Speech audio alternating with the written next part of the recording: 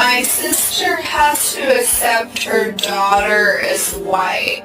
When my sister Priya gave birth to her daughter Layla, we were all overjoyed. We thought Layla would inherit Priya's dark brown skin, black eyes, and that familiar glow. But when Layla was born, she surprised us all. Her skin was pale with light brown hair and hazel eyes. The moment we saw her, I knew something was different, but I never expected it to make such a huge impact. At first, we